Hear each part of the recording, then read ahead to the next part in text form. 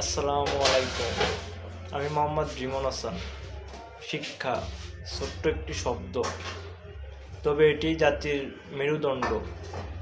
আমরা কি আদৌ এই মেরুদণ্ডকে শক্তিশালী করতে পেরেছি? প্রতিটি শিশুই জন্ম নেয় মেধা নিয়ে। এই মেধাকে কাজে লাগিয়ে দেশের মেরুদণ্ড শক্ত করার নামই শিক্ষা প্রতিষ্ঠান। আসলে কি সেটি সম্ভব হয়েছে?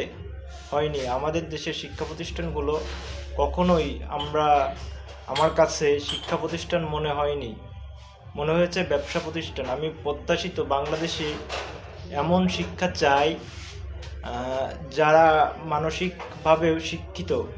আমরা আর মেধা হত্যা দেখতে চাই না।